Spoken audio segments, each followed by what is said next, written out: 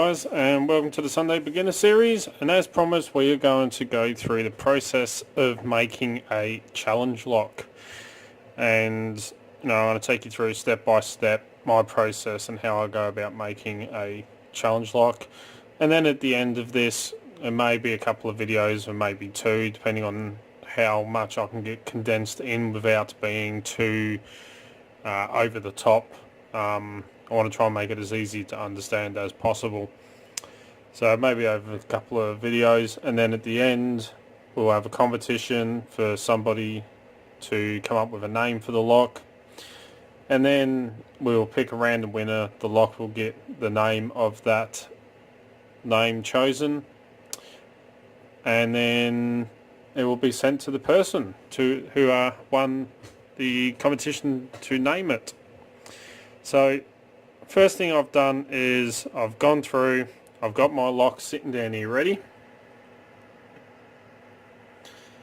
So I've got my lock here. So it's just a stock commercially available oval. We have a 6-pinner because I want to make this nice and challenging. So we've got 6-pinner lock here. We have our blank because we're going to go completely from scratch here. So we've got a nice blank key, and I've got the tag to put the name of the lock on once it is completed. And I have selected my pins for this lock. So if I zoom in, I'll take you through, before I even start anything, I have all my pins sitting here. Now let's move this camera down a bit more. So I've gone through and selected a semi-challenging bitting, just to mix things up a little bit. So not only do I have super long key pins right at the beginning, it's a bit of a gatekeeper, and I've got another super long one in position 5.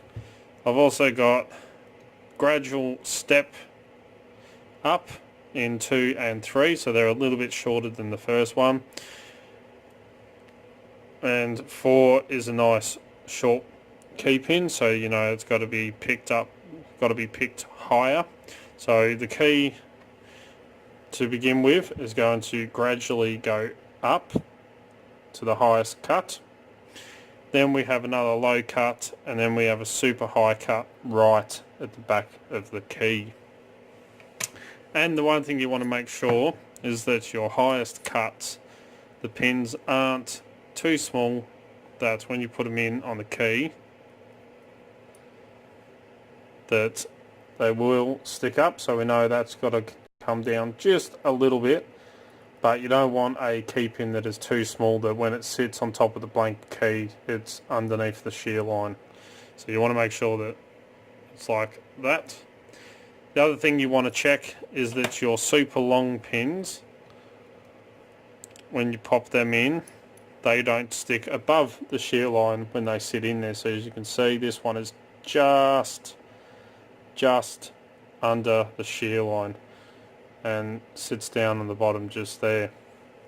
So now that we've got our pins selected with a nice challenging bitting, the other thing I've gone through and done is made sure that all the pin stacks are nicely balanced.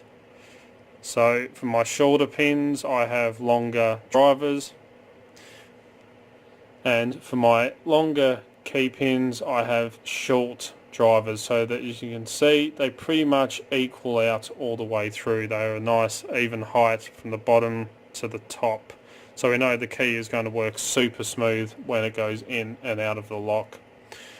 So now I've got that sorted. I'm not even looking at springs yet, but we've got all standard pins all the way through, and we have our blank key.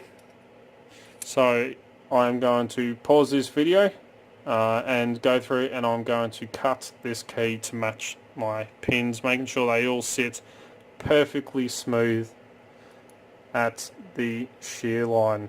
So you've seen me make keys before, and I've gone through that process making the keys. So I'm going to hand file all this, and once we're done we will come back and have a look, and we'll move on to the next step. So I will be back very, very soon. Okay, so here is the finished key with its bitting. So as I told you, it's going to gradually go up, be a nice low cut and then a super high cut at the back. So it's not too extreme, but should put up a nice little bit of a challenge to pick. So next thing, once I've got my key cut, I want to make sure that all the key pins will sit in there at the right height. Before I go doing anything else at the moment.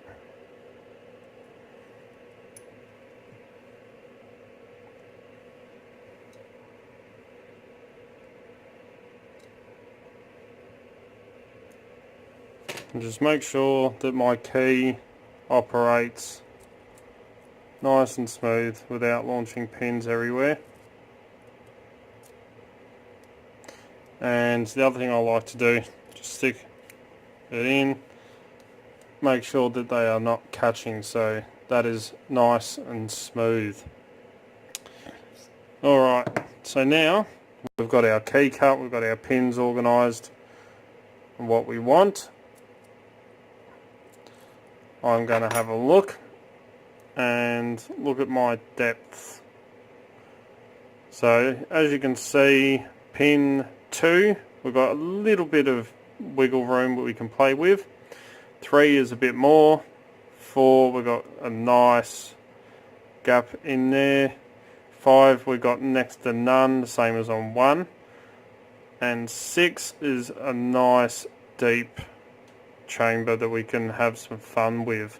So our driver pins are going to equal that as well, because remember when we're picking, we have, if I grab it there, we've got that much pin to push up in there, and hopefully, you know, we might shorten this pin just a little bit, but we've got nice amount of wiggle room to play, more so than the others that are really low cut pins like 1 and 5. So let's move on to the next step I want to go through, and I'll quickly whip up the next set, get that the next step, get that organised, and we'll come back to it. Okay, so the next part of my process of when I make a challenge lock is I'll take my bitting and I'll quickly sketch out a rough draft. So what this is pretty much the opposite to what the key is. So this will be the core that I've sketched out, and I've got labelled 1, 2, 3, 4, 5 and 6 for all 6 chambers. And this is a good way that I can keep track of how much room I have to play with. So because pin 1 is a very, very low cut, which means I don't have to lift the pin up very high, which means it has a very long key pin, I only have next to no room at the top here for a driver pin. So I might as well leave that one as standard, just to stop too much flop in the core. Or I could, if I really wanted to, put a single serration right on the end of the driver pin, just to try and catch that little bit of a gap that we have here. So pretty much these bottom squares, if I go like this is where the pins will sit. Now it's not an exact drawing,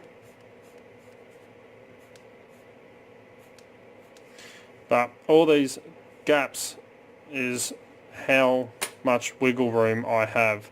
So say for pin 6, because that is a very, very high cut, so barely anything has been taken off that key, that means I have a lot of room to play with. So I could put a lot of serrations in there, or I can muck around and have a bit of fun and make some really trippy pins, because I've got a bit more room to, cause a lot of weird feedback and make it very, very challenging to pick.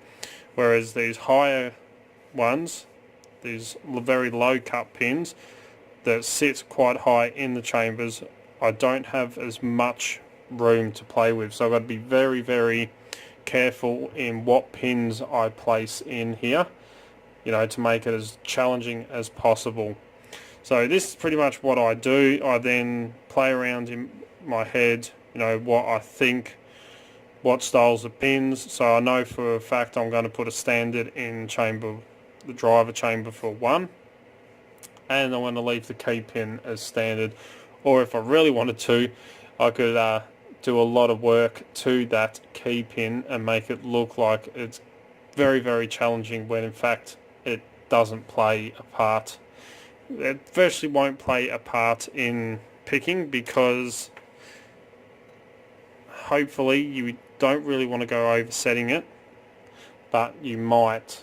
So you could, if they put the pick in a bit too much and they lift up that first pin too far, it may overset. It is a bit of an overset trap, but you got to think as well, both for oversetting as well as not really setting that pin much. So you can go either way, is what I'm trying to say. Excuse me. So I can make that really, really tricky. The key pin in chamber 1, I can make this a very, very tricky lock, pin, so that it can be used for oversetting, or I can leave it completely standard and just have it so it's pretty much a non-functioning pin in a way, if that kind of makes sense, the way I'm trying to explain it. So I'm going to go through, work out a few of these pins, what I would like to do, and then depending on the pins that I decide, it will equal what modifications we will do to the core as well. I'm not going to do any modifications to the Bible at all, mainly because I can't get in there. So that's it for section 1. I'm going to sit down, work out, go through a few ideas, and then next Sunday we will go through the rest of it and start doing some work to the pins, and I'll take you through my process for making my own security pins. Whenever I make challenge locks, I never use commercial security pins. I always have a lot of fun making my own. So that will be coming up next Sunday, so better stay tuned for that one. This is going to be quite a bit of fun. So, as always follow the codes, keep Locksport legal, don't go do anything stupid. Please jump down here, hit that subscribe button and pop over this side, turn notifications on, that way you can stay up to date. As soon as I upload a video, you'll be one of the first to know. As you know, I try to upload 2 to 3 to 4 videos per week, depending on work and everything else I've got going on. Don't forget to come and join us on Discord, Extraordinary League of Pickers. The link to that is down the bottom here in the description. Don't forget you can also find us on Instagram, Facebook and Twitter, where I put up post photos, what's going on in the background, and all the fun stuff that happens around here pretty much. If you're looking for great equipment at very competitive prices, please check out locksmithstoolbox.com. That's where I get all my lockpicking equipment from. Absolutely fantastic company. If you'd like to get in contact with me, you can contact me through any of the social medias, Discord, or send us an email at darkartslockpicking@gmail.com, and I'll get back to you. If you like what you see, please give a thumbs up. Really do appreciate it. And until next time, cheers guys.